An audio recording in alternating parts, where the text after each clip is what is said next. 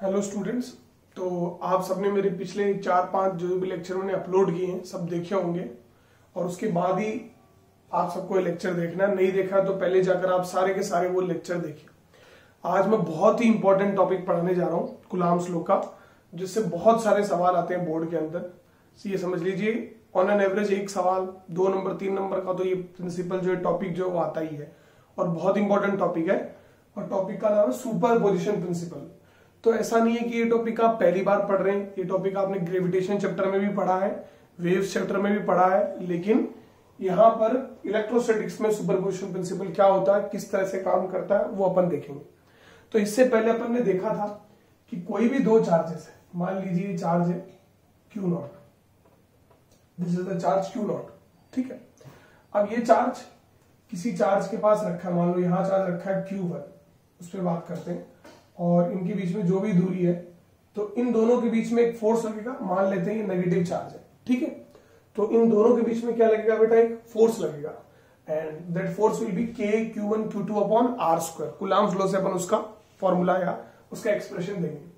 तो ऐसे ये चार्ज इसके पास रखा हुआ है, तो मान लो ये इस पर, ये वाला चार्ज इस पर फोर्स लगा रहा है F1, Q1 चार्ज इस पर फोर्स लगा रहा है F1, इधर लगा। ऐसे ही मान लीजिए मैंने यहाँ पर Q2 चार्ज रख दिया, तो अभी Q2 चार्ज फोर्स लगा रहा है F2। ऐसे ही मैंने यहाँ Q3 चार्ज रख दिया, तो ये फोर्स लगा रहा है F3। और ऐसे ही मैंने यहाँ पर n नंबर ऑफ चार्जेस रख दिए मान लो, तो ऐसे ये लास्ट चार्ज है जो मैंने जितने नंबर ऑफ चार्जेस 10 रखे 10वां है, 12 रखे तो 12वां है। तो this is force due to n charges, है ना। तो अब आप देखो कि एक चार्ज है -Q0, अगर ये बाकी चार्ज नहीं होते तो -Q0 पे फोर्स क्या लगता है, K Q1 Q0 upon R²। लेकिन अब यहां पर बहुत सारे चार्जेस आ गए, Q1 आ गया, Q2 आ गया, Q3 आ गया, Q4 up to Qn number of charges आ गए। तो ये सारे के सारे चार्जेस क्या लगा रहे हैं बेटा, इस पे फोर्स लगा रहे हैं, समझ रहे। और तो अब इस पे जो रिजल्टेंट फोर्स होगा वो क्या होगा, what will be the resultant force. तो रिजल्टेंट फोर्स जैसे आपको पता है, मान लो किसी बॉडी पे 10 न्यूटन फोर्स लग रहा है और 10 न्यूटन फोर्स इधर लग रहा है, तो रिजल्टेंट फोर्स क्या होता है, क्या 20 न्यूटन लिखते हैं आप, नहीं लिखते। क्यों?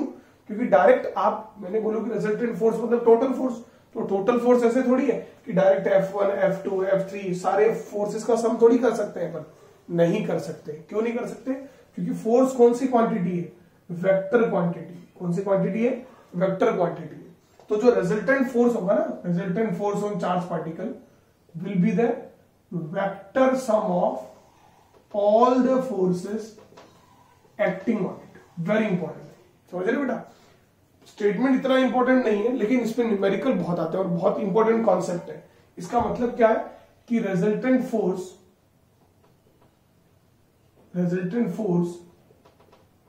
Acting on a charge particle, acting on a charge particle placed in vicinity का मतलब उनके आसपास, vicinity of multiple charges. Multiple charges कैसे बेटा, खूब सारे चार्जेस है, -Q0 खूब सारे चार्जेस के विंसिनिटी में रखा हुआ है, will be vector sum of all the forces, vector sum of all the forces, ठीक है। एक तो ये बात इसकी आपको समझनी है, ठीक है। अब वेक्टर सम वगैरह क्या होता है ये सारी चीजें पर बताएंगे कि जो भी इसका नेट फोर्स होगा वो सबका सम हो जाएगा, वेक्टर सम हो जाएगा। एक बात ये। दूसरी बात जो बड़ी इंपॉर्टेंट बात है वो आपको समझनी है, वो ये कि the force acting between two charges, ये बहुत इंपॉर्टेंट बात है। कई बार अपन इस पर कंफ्यूज हो जाते हैं बच्चे। The force acting between two charges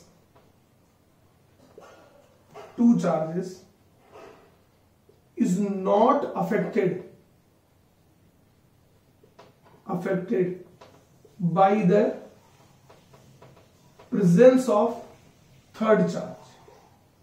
तीसरे चार्ज की प्रेजेंस से दो चार्जेस में लग रहा फोर्स नहीं अफेक्ट होता है। ये बात तो आपको समझ में आ गई होगी कि एक चार्ज है उस पर खूब सारे चार्जेस फोर्स लगा रहे, तो जो रिजल्टेंट फोर्स होगा उन सबका वेक्टर सम होगा। इसको समझना आप, द फोर्स एक्टिंग। मान लो ये दो चार्जेस है Q1 और Q2, अब इनके बीच में फोर्स कितना मुझे बताओ, K Q1 Q2 upon R², समझ रहे। अब आप इनके पास एक तीसरा चार्ज लेकर और आए, मान लो Q3, तो अब इन दोनों के बीच में फोर्स कितना? अगर आप Q3 लेकर आए तो इन दोनों के बीच में फोर्स क्या? इन दोनों के बीच में फोर्स तो KQ1 Q2 अपॉन R² ही रहेगा बेटा। वो बात अलग है कि अब Q1 पे दो फोर्स हो जाएंगे, तो सिर्फ Q1 पे फोर्स जो होगा वो चेंज हो जाएगा, लेकिन इन दोनों के बीच में लग रहा फोर्स कभी भी चेंज नहीं होगा। तो ये स्टेटमेंट यही कहता है कि the force acting between two charges is not affected by the presence of third charge. This is according to superposition principle. भाई इन दोनों के बीच में जो फोर्स लग रहा है वो इसका उसका इससे क्या मतलब, इन दोनों के बीच में लग रहा है उसका इससे क्या मतलब, इन दोनों के बीच में लग रहा है उसका बाकियों से क्या मतलब, हाँ इस पर नेट फोर्स का सबसे मतलब होता है। ठीक है, तो ये सुपरपोजिशन प्रिंसिपल है, स्टेटमेंट है सिर्फ। तो सारे के सारे बच्चे अपनी स्क्रीन पॉज करके इसको लिख सकते हैं। ठीक है, लिख लिया होगा सारे बच्चों ने, तो बड़ा आसान है। देखो अब अपने बात समझते हैं ना, ये तो होगी थ्योरेटिकल बात हो गई कि कोई भी चार्ज रखा हुआ है तो मल्टीपल चार्जेस रखे हुए हैं तो उस पर जो नेट फोर्स लगेगा वो वेक्टर सम होगा।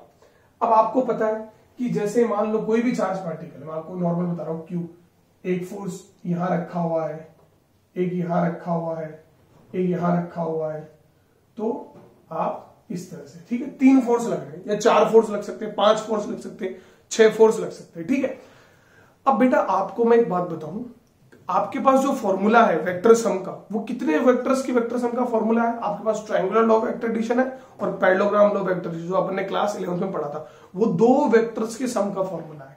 मतलब आप 2 वेक्टर्स को तो एक साथ ऐड कर सकते हो, तीसरे वेक्टर को उसके साथ ऐड नहीं कर सकते। तो आप करोगे क्या? पहले इन 2 वेक्टर्स को ऐड करोगे, फिर जो उनका जो रिजल्टेंट आएगा वो इसके साथ ऐड करोगे। इस तरह से चीजें चलती है। ठीक है, तो अपन देखते हैं। सबसे पहली बात है ना, 2-4 चीजें बताऊंगा मैं और वो सारी चीजें समझनी। सबसे पहली बात है ना, फॉर्मूला फॉर वेक्टर सम आप सबको पता है, कोई नई बात नहीं है, सारे बच्चों को पता है। एक बार देख लो, रिजल्टेंट का 2 वेक्टर्स के लिए 2 वेक्टर्स के सम का फॉर्मूला ही पढ़ा अपन ने, पॉलीगन का कोई फॉर्मूला अपन ने नहीं पढ़ा। f1 square plus f2 square plus 2f1 f2 cos theta, ये सब नहीं पढ़ा। पढ़ाई कि नहीं पढ़ा? सबने पढ़ा, सारे बच्चों ने पढ़ा है। ठीक है, इसमें f1 और f2 क्या बेटा? फोर्स, और यहाँ पर मैग्नीट्यूड लिखना होता है, यही मैग्नीट्यूड होता है। तो अब वैसे आप सबको पता है, कोई नई बात है नहीं, है ना, क्लास 11 में अपन ने पढ़ा है ना, और ये इसका मैग्नीट्यूड आता है। ठीक है, अब आ जाइए, अब अपन बात करते हैं फॉर्मूला फॉर वेक्टर सम। तो अब इसमें क्या होता है, मान लो ये चार्ज है, इस पर फोर्स लग रहा है F1 इधर और F1 इधर। अब मुझे बताओ रिजल्टेंट F2 इधर, तो रिजल्टेंट फोर्स कितना आएगा? What will the resultant force? बताइए, रिजल्टेंट फोर्स कितना आएगा? इन दोनों के बीच में एंगल कितना बेटा? 180, बिल्कुल 180 एंगल है। तो f1 square plus f2 square plus 2f1 f2 cos 180, cos 180 कितना होगा? -1, तो यहाँ माइनस आ जाएगा, तो a square plus b square minus 2b, तो a माइनस b का होल स्क्वायर, मतलब f1 माइनस f2 का होल स्क्वायर, मतलब क्या आएगा? f1 minus f2। ये कुछ एग्जांपल्स बता रहा हूं मैं आपको जो आपके काम है, समझ रहे? ऐसे ही मान लीजिए यहां पर ये फोर्स f1 है और ये फोर्स f2 है, दोनों के बीच में एंगल कितना है? थीटा कितना है बेटा? 0 डिग्री। तो थीटा वहां 0 पुट करके देखो आप, you put theta equal to 0, theta को 0 पुट करके देखो आप, थीटा 0 हो गया, cos 0 कितना हो गया? 1। तो f1 square plus f2 square plus 2f1 f2, तो f1 प्लस f2 का whole square, that is f1 plus f2 का होल स्क्वायर, तो रूट से रूट कट जाएगा। तो 2 फोर्सेस अगर अपोजिट डायरेक्शन में लग रहे हो तो माइनस हो जाते हैं, सेम डायरेक्शन में तो ऐड हो जाते हैं, ये तो आप सबको ही पता है। चलिए, एक पहला केस हो गया, दूसरा केस हो गया, 3-4 चीजें और बता दूं मैं आपको। अच्छा, 2 फोर्सेज है, दोनों बराबर है, ये मान लो फोर्स F है और ये फोर्स F है, समझ रहे? तो what is the resultant of the force? इन दोनों फोर्सेस का रिजल्टेंट क्या होगा? इधर फॉर्मूले में पुट करो सारे के सारे बच्चे, थीटा को 90, सबको समझ में आएगा और मैंने बताया हुआ भी है जो मेरे से पढ़े। ठीक है, तब भी 2 बराबर वेक्टर्स 90 डिग्री पे इंक्लाइन होता है, f square plus 2f cos theta, cos 90 कितना हो गया? 0, ये पूरा 0 हो गया। तो f square plus f square 2f square, तो रूट आएगा तो क्या आएगा? रूट 2f, ये आएगा। ठीक है, फटाफट अपन कर लेते हैं ताकि अपन फिर मान लो 60 डिग्री पे इंक्लाइन है, तो 2 बराबर फोर्सेस 60 डिग्री पे इंक्लाइन है, तो रिजल्टेंट क्या आता है बेटा? आप पुट करके देखेंगे, उसमें सारे के सारे बच्चे फॉर्मूले में रूट 3f आएगा, सारे बच्चे पुट कर सकते हैं। ठीक है, कोई प्रॉब्लम नहीं है ना। और मान लो ये 2 फोर्सेज है, ये फोर्स F है और ये फोर्स F है, ठीक है, और ये 120 डिग्री पे इंक्लाइन है। और आपको बता दूं सारे बच्चों को कि cos 120 की वैल्यू -1/2 होती है, तो जिनको नहीं पता है वो इसमें पुट करेंगे, तो आपको जो रिजल्टेंट फोर्स आएगा का मैग्नीट्यूड आएगा वो F के बराबर ही आएगा, समझ रहे? तो ये मैंने आपको वेक्टर सम के कुछ डायरेक्ट फॉर्मूलेज आपको बताए, कुछ डायरेक्ट फॉर्मूले बताए जो आपको याद रखने हैं, 60, 90, 120। ठीक, क्योंकि ये काम आएंगे भी न्यूमेरिकल के अंदर। तो आप लोग सब स्क्रीन पोस्ट करके इसको लिख लीजिए। सारे बच्चों ने लिख लिया होगा मुझे उम्मीद है, ठीक है। अब मैं आपको 2-4 बातें बताता हूं, ठीक है ना। जैसे now we will start question. अब इसमें क्वेश्चन करने का भी तरीका है, there is a way of doing question, है ना। क्वेश्चन करने का भी तरीका है, उसी तरीके से क्वेश्चन होगा, बाकी जैसे वैसे करने से कोई क्वेश्चन नहीं होगा। जैसे अपन सबसे पहला क्वेश्चन लेते, ठीक है, सबसे पहला क्वेश्चन लेते। ये मान लीजिए आपका चार्ज है +q, ये चार्ज है -2q और ये चार्ज है -q। Now you have to find force on, सारे बच्चे लिखना, ये दूरी r है, ये दूरी r है, किस पे निकालना है, +q पे निकालना है, -2q पे निकालना है और -q पे निकालना है, तीनों पे फोर्स निकालना है, समझ रहे। अब मैं आपको कुछ नियम बताऊंगा बेटा ना, जो नियम है वो आपको ध्यान रखने। सबसे पहला नियम जो आप ध्यान रखना, सारे बच्चे ध्यान रखना, ये आप याद रखोगे तभी बाकी सुपरपोजिशन के सारे क्वेश्चन हो जाएंगे। तो force always acts along line joining the charges, ये बात ध्यान रखनी है कि फोर्स जो लगेगा वो हमेशा कैसे लगेगा, along the line joining the charges के अलोंग लगेगा। अब आपको समझ में आएगा सर क्या कह रहे हो आप, तो मैं बताता हूं। देखो इधर देखो, अब ये जैसे we have to find out, solution करना है अपने को ना, तो अपने को किस पे फोर्स पता करना है, +q पे फोर्स पता करना है। ये इंट्रोडक्टरी क्वेश्चन है, ये आपको समझ में आ जाएगा तो आपको आगे इतनी प्रॉब्लम नहीं आएगी। आपको +q पे फोर्स पता करना है, +q पे, तो आप +q को यहां बनाओगे, बिल्कुल बनाओगे। अब +q पर फोर्स पता करना, you to find out force on +q, तो ये ऐसे एरो लगा लिया, ठीक है। तो +q पे फोर्स कौन कौन लगा रहा है मुझे बताओ। सबसे पहले -2q लगा रहा है, समझ रहे हो, तो -2q फोर्स लगा रहा है। अब -2q +q पे किधर फोर्स लगाएगा, इस लाइन ज्वाइनिंग के अलोंग लगाएगा। मतलब ये कोई भी चार्ज होगा, जैसे कोई भी चार्ज होगा, मान लो ये चार्ज है q1 और ये चार्ज है q2, ऐसे मैं टेढ़ा रख देता हूं तो बेहतर समझ में आएगा। ये चार्ज है q1 और ये चार्ज है q2। अब ये इन दोनों की लाइन ज्वाइनिंग है, तो इन दोनों के बीच में जो फोर्स लगेगा वो हमेशा लाइन ज्वाइनिंग के अलोंग लगेगा। या तो अगर अट्रैक्शन हो रहा होगा तो या तो ऐसे लगेगा, रिपल्शन हो रहा होगा तो ऐसे लगेगा, लेकिन हमेशा किसके अलोंग लगेगा, लाइन ज्वाइनिंग। ऐसे नहीं है कि q1 चार्ज q2 पे फोर्स इधर लगा देगा, इधर लगा देगा, नहीं। दो चार्जेस के बीच में फोर्स हमेशा लाइन ज्वाइनिंग के अलोंग लगता है, या तो टुवर्ड्स लगेगा या फिर क्या लगेगा, अवे लगेगा, ठीक है ना। अब देखो ये वाला कॉन्सेप्ट है, तो +q पर फोर्स कौन कौन लगाएगा, -2q लगाएगा और -q लगाएगा, समझ रहे। तो फोर्स हमेशा लाइन ज्वाइनिंग के अलोंग लगेगा। लाइन ज्वाइनिंग ये है, तो इस पे जो भी फोर्स लगेगा, यही तो लाइन ज्वाइनिंग है, -2q की भी लाइन ज्वाइनिंग यही है, -q की लाइन ज्वाइनिंग भी यही है, तो लाइन ज्वाइनिंग के अलोंग लगेगा। ये पहला वाला कॉन्सेप्ट हो गया, या तो इधर लगेगा या इधर लगेगा। दूसरा कॉन्सेप्ट है make the charge particle free, make the charge free on whom resultant force is to be calculated। बहुत इंपॉर्टेंट बातें बता रहा हूं बेटा, is to be calculated। उस चार्ज को फ्री कर दो, उस चार्ज को घूमने की आजादी दे दो जिस पर रिजल्टेंट फोर्स कैलकुलेट करना है। डायरेक्शन ऑफ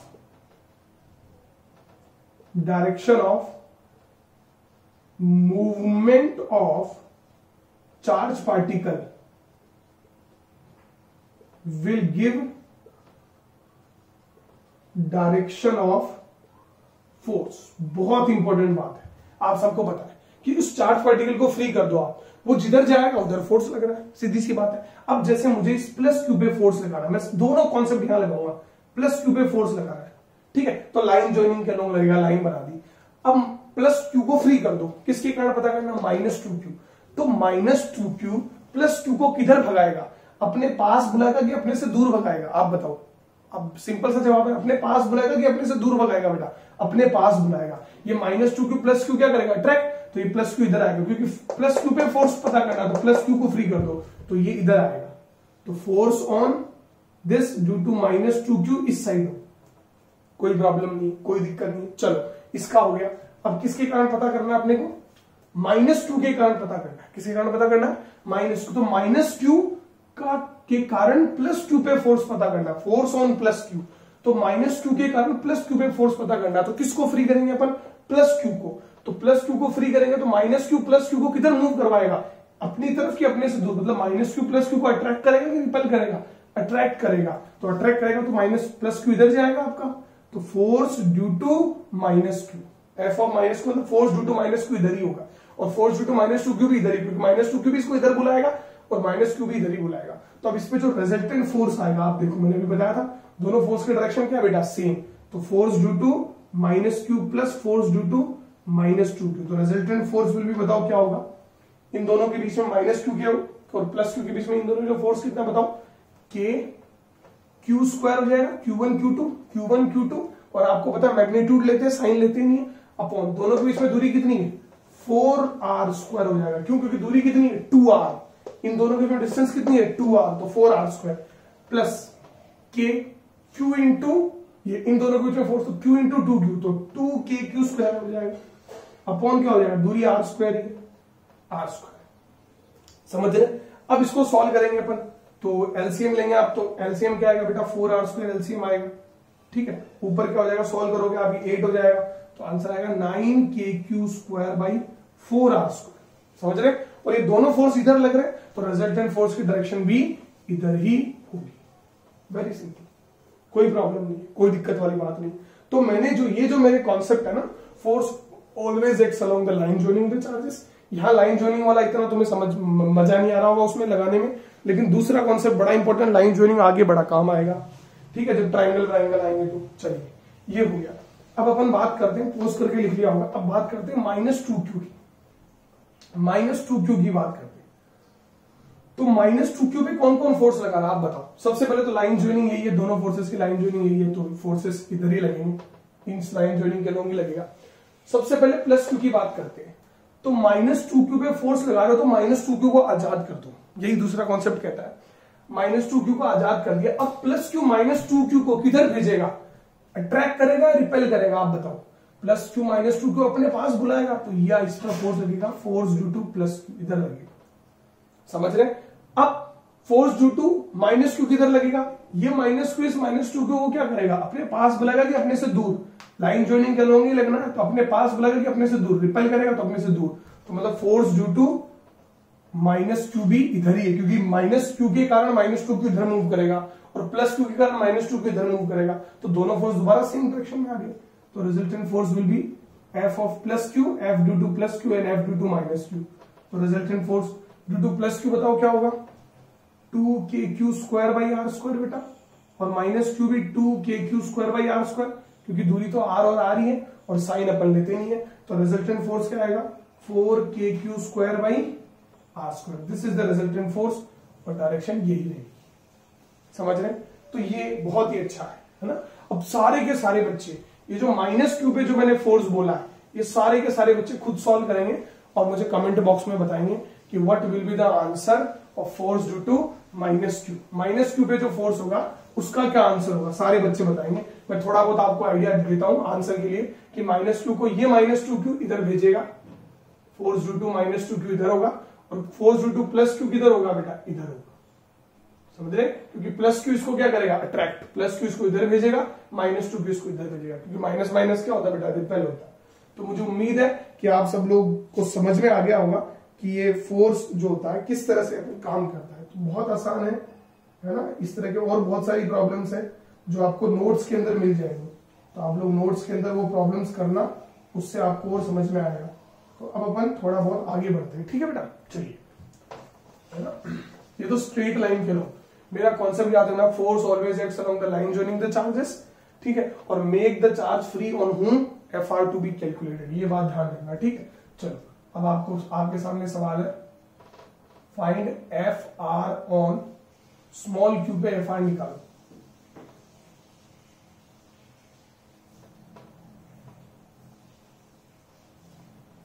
इक्विलेटरल ट्राइंगल है, बहुत ही आसान सवाल है। सारे बच्चे स्क्रीन पोस्ट करके करेंगे, कॉन्सेप्ट ध्यान रखना बस, दोनों के दोनों।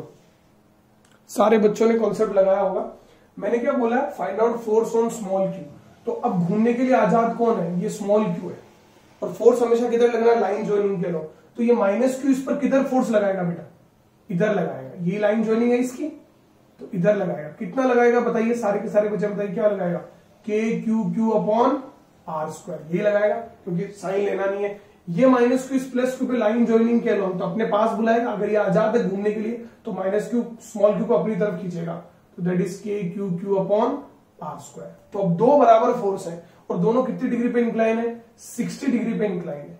दो बराबर फोर्स 60 डिग्री पे इंक्लाइन हो तो रिजल्टेंट फोर्स का फॉर्मूला क्या आता है, √3 ऑफ जो बराबर फोर्स है, तो F R will be what, √3 k Q Q upon are square. ठीक है, सारे बच्चों ने नोट कर लिया होगा, नोट कर लो, बहुत आसान प्रॉब्लम थी। अभी मैं हर प्रॉब्लम को ऐसे ही थोड़ा थोड़ा ट्विस्ट करके आपको देता रहूंगा, थोड़ा थोड़ा ट्विस्ट करके देते रहेंगे ना। दोबारा वही इक्विलेटरल ट्रायंगल है, r r r, question same है।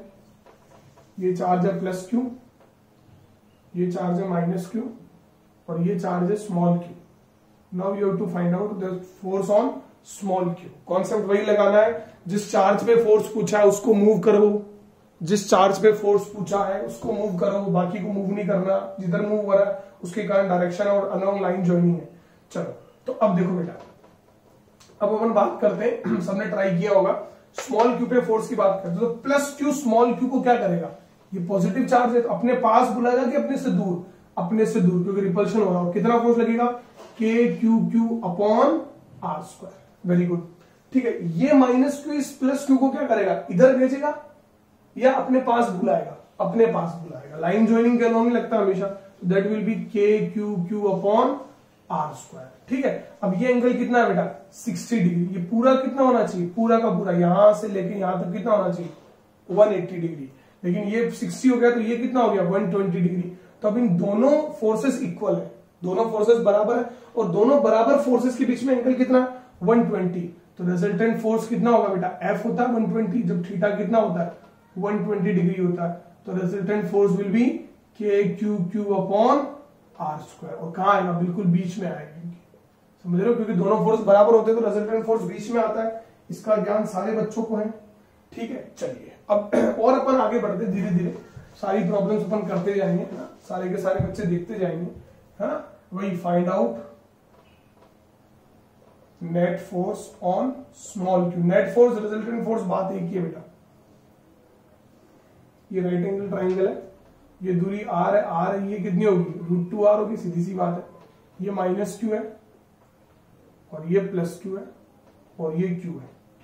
Find out net force on small Q. बहुत आसान सवाल है, वही चीज है, दोबारा वही कॉन्सेप्ट लगाना है। सारे के सारे बच्चे स्क्रीन पोज करके खुद ट्राई करेंगे, तभी मजा आएगा बेटा। अब देखो, ये माइनस क्यू प्लस क्यू पे निकालना है, तो लाइन ज्वाइनिंग तो यही है, this is the line joining, है ना। ये एक लाइन ज्वाइनिंग ये है और एक लाइन ज्वाइनिंग ये है।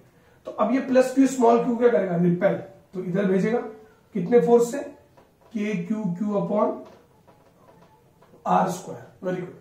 और ये माइनस क्यू से स्मॉल क्यू को क्या करेगा, अट्रैक्ट, कितने फोर्स से बोलो, k Q Q upon are square. तो दोनों बराबर फोर्स है, और दोनों बराबर फोर्स है, और थीटा कितना है बेटा, 90 डिग्री। तो मैंने बताया था जब दो बराबर फोर्स 90 डिग्री पे इंक्लाइन हो तो रिजल्टेंट कितना होता है, वो तो रिजल्टेंट तो बीच में ही आएगा कहीं पर, दोनों बराबर है इसलिए 45 डिग्री पे आएगा यहां से।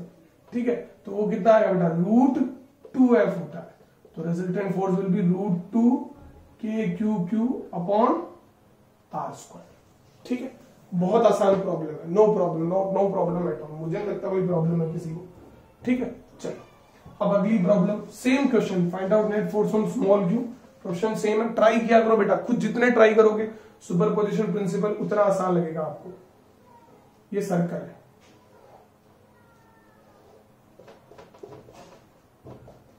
सर्कल का रेडियस r है, सेंटर पे q चार्ज रखा हुआ है, यहां रखा है प्लस q, यहां रखा माइनस q, और यहां रखा माइनस q, और यहां रखा plus q। You have to find out net force on small q। बहुत अच्छी प्रॉब्लम है, बहुत ही अच्छी प्रॉब्लम है, सारे बच्चे स्क्रीन पोज करके सॉल्व करेंगे। तो ये देखो बेटा, तो फोर्स जिस पे लग रहा है वो फ्री करो मूव करने के लिए, ये आजाद है मूव करने के लिए। अब अलोंग द लाइन ज्वाइनिंग लगता है, तो ये प्लस क्यू इसको नीचे भेजेगा, नीचे रिपेल करेगा ना इसको, कितने फोर्स से, k Q Q upon are square से। Very good. ये माइनस क्यू इस प्लस क्यू को, इसका काम हो गया, क्या करेगा, नीचे लाएगा कि ऊपर, नीचे ही लाएगा अपनी तरफ, और कितना फोर्स होगा, k Q Q upon are square. Very good, ठीक है।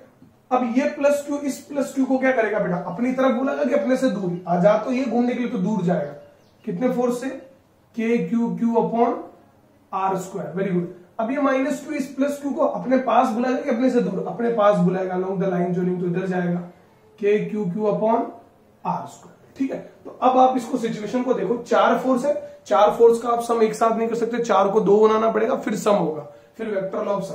तो देखो इधर फोर्स कितना हो गया, ये प्लस ये, तो 2k q Q upon are square. इधर फोर्स कितना हो गया बेटा बताइए मुझे, 2k q Q upon are square. दोबारा आप क्या देख रहे हैं कि दो बराबर फोर्स है, और दोनों बराबर फोर्स कितनी डिग्री पे इंक्लाइंड है, कितनी डिग्री पे इंक्लाइंड है, अभी रूल याद हो गए होंगे तुमको, कितनी डिग्री पे इंक्लाइंड है बेटा, 90 डिग्री पे इंक्लाइंड है। तो रिजल्टेंट क्या होता है, √2 ऑफ एफ होता है, जो भी बराबर फोर्स होता है, थीटा जब 90 होता है, तो resultant will be what, 2√2 k Q Q upon are square, क्योंकि 2 तो पहले से ही था, समझ रहे। So this is the resultant force. तो इस तरह की प्रॉब्लम है, आ सकती है, कोई बड़ी बात नहीं है, ठीक है बेटा। फोर्स हमेशा किसके लॉ में लगता है, लाइन जॉइनिंग के लॉ, है ना। अब देखो वही सेम प्रॉब्लम है, स्मॉल क्यू पे फोर्स पता करना, सारी प्रॉब्लम्स उसी तरह की हैं, सबको धीरे धीरे समझ में आएगा। जैसे मान लीजिए ये एक स्क्वायर है ना, यहां प्लस क्यू चार्ज है, यहां प्लस क्यू चार्ज है, ये डायगोनल है इसके, और यहां प्लस क्यू चार्ज है, यहां प्लस क्यू चार्ज, ठीक है। और इन डायगोनल्स के सेंटर पे एक चार्ज रखा हुआ है स्मॉल क्यू, और इस पर नेट फोर्स पता करना है, साइड आर है, ठीक, net force on small Q, है ना, वही F net on small Q, ये क्वेश्चन है आपका। तो आप सब ट्राई करेंगे स्क्रीन पोज करके, बहुत आसान है बेटा, कोई प्रॉब्लम नहीं है। देखो क्या, हमेशा फोर्स किधर लगेगा, अलोंग द लाइन जॉइनिंग। तो ये दूरी मान लेते हैं x, ये x और ये x और ये x। वैसे तो ये पता है कितनी होगी बेटा, ये r है तो √2r होगा, √2r का आधा कितना होगा, r/√2, समझ रहे हो, ये होगा। लेकिन फिलहाल अपन इसको यही मान लेते हैं, x मान लेते हैं। अब ये प्लस q, ये q पे फोर्स लाइन जॉइनिंग लगाएगा, या तो टुवर्ड्स या अवे, तो अवे लगाएगा, रिपेल है, तो कितना लगाएगा, k Q Q upon x square, इसका काम हो गया। अब ये प्लस क्यू स्मॉल क्यू पे किधर फोर्स लगाएगा, टुवर्ड्स की अवे, अवे, दोबारा कितना लगाएगा, k Q Q upon x square. तो ये इससे क्या हो गया बेटा, कैंसिल, दोनों कैंसिल हो गए, इक्वल एंड अपोजिट फोर्स है। सिमिलरली ये प्लस क्यू इस पे इधर फोर्स लगाएगा, k Q Q upon x square, क्यों, ये इसको रिपेल करेगा, ये प्लस क्यू इसको इधर फोर्स लगाएगा, सिमिलरली के Q Q upon x square, तो ये इससे कैंसिल हो गया। तो इसमें नेट फोर्स कितना है बेटा, 0, there is no net force, समझ रहे। इस तरह से एक प्रॉब्लम और आती है इस तरह की, हेक्सागन पे बेस आती है,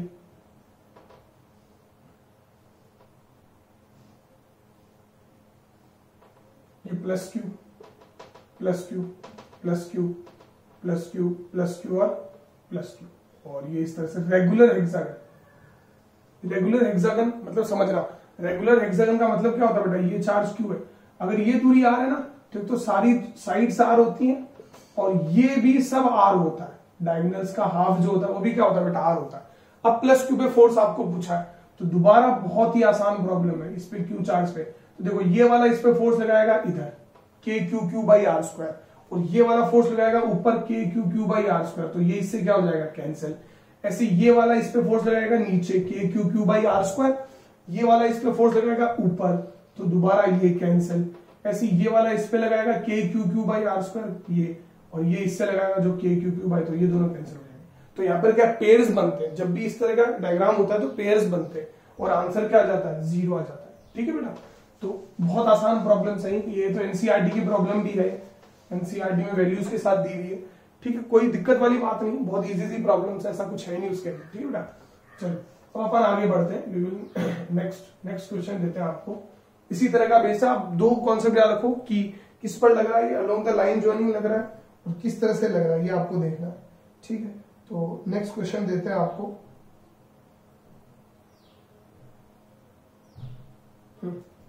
देखिए ये इस तरह के सवाल काफी बार, अच्छा स्क्वायर को छोड़ के ट्राइंगल वाला सवाल और करवा दूं, ऐसा सवाल अपने क्लास 11th में भी किया होगा।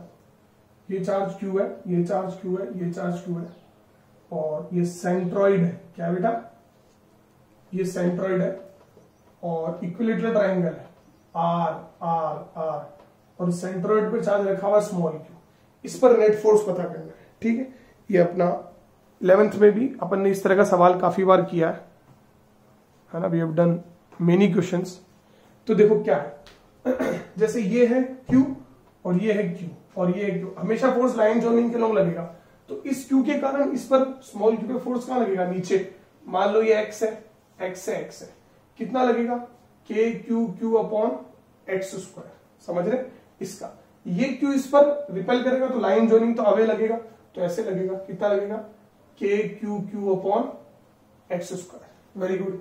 फिर ये Q इस पर फोर्स लगाएगा इधर, कितना लगेगा, k q q upon x square. ठीक है बेटा, अब आपको पता है हर एक एंगल कितना होता है 120, तो ये दोनों का एंगल कितना है। आप तीन वेक्टर्स को तो एक साथ ऐड नहीं कर सकते, दो को पहले ऐड करेंगे, तो दोनों के बीच में एंगल कितना है 120, तो इन दोनों का रिजल्टेंट क्या आएगा, आप देखेंगे ऊपर की तरफ, k q q upon x square. दो बराबर फोर्स है, 120 डिग्री पे निकला है तो वही आता है, और नीचे की तरफ क्या बच गया, k q q upon x square, तो ये इससे क्या हो जाएगा, कैंसिल। तो दोबारा नेट फोर्स कितना आएगा बेटा, 0, वही आएगा। समझ रहे, तो बड़ी आसान प्रॉब्लम है, कोई दिक्कत वाली बात नहीं है। चलो अब अपन और पोज करके लिख लेना सारे बच्चे, और प्रॉब्लम्स करते हैं, दो आती हैं एग्जाम के अंदर, खूब सारी प्रॉब्लम्स बेटा ना, चाहे जितनी प्रॉब्लम्स कर सकते हैं, वी कैन सॉल्व, है ना। ये आपका Q है, ये Q, ये Q, ये Q, और ये R R R R, और किस पर फोर्स निकालना है, स्मॉल q पर फोर्स निकालना है। ठीक है, to find out force on small q। बहुत ही आसान प्रॉब्लम है, सारे के सारे बच्चे ट्राई करेंगे स्क्रीन पोज करके। देखो स्मॉल q पे कितने फोर्सेस लगेंगे, 3, कितने लगेंगे, 3। अब देखो सारे के सारे बच्चे, ठीक है, सबसे पहले ये प्लस q स्मॉल q किधर फोर्स लगाएगा, लाइन ज्वाइनिंग के लॉन्ग, तो अवे टुवर्ड्स लगाएगा कि अवे, अवे क्योंकि रिपेल करेगा, कितना फोर्स लगाएगा, k q q upon r square. Very good. ये प्लस q, इसका काम हो गया, ये प्लस q इस पर फोर्स किधर लगाएगा बेटा, अवे लगाएगा कि टुवर्ड्स, अवे क्योंकि पॉजिटिव है, तो k q q upon r square, इतना ही लगाएगा। अब देखो बात आती है इस प्लस q की, तो बिल्कुल ये सेंट्रल लाइन होती है, इन दोनों के बीच में आती है, एंगल बाइसेक्टर होता है। तो अब ये प्लस q है आपका, अब ये वाला प्लस q इस स्मॉल q पे अपनी तरफ फोर्स लगाएगा कि अपने से दूर, क्योंकि पॉजिटिव है, तो ये इसको इधर भेजेगा, बिल्कुल बीच में भेजेगा, that is k q q upon, ये दूरी कितनी है, ये r है, ये r है, तो ये कितना आएगा, राइट, √2r, तो √2r का स्क्वायर क्या होगा, 2r स्क्वायर। समझ में आया। तो अभी आपके पास स्मॉल q जो है, इस पर एक फोर्स लगा इधर k q q upon r square, एक फोर्स लगा इधर k q q upon r square, और एक फोर्स लग रहा है बिल्कुल बीच में k q q upon 2r, ये लग रहा है 2r स्क्वायर, सॉरी, समझ रहे।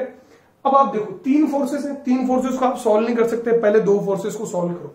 तो दो फोर्सेस को सॉल्व आपने सीखा है कि ये दोनों फोर्सेस जो है वो 90 डिग्री पे इंक्लाइन है और दोनों बराबर है। तो जब थीटा इक्वल टू 90 होता है और दोनों फोर्स बराबर होते हैं, तो रिजल्टेंट फोर्स क्या आता है, √2 टाइम्स ऑफ बराबर फोर्स, समझ लो, और वो भी कहां आएगा, बीच में आएगा।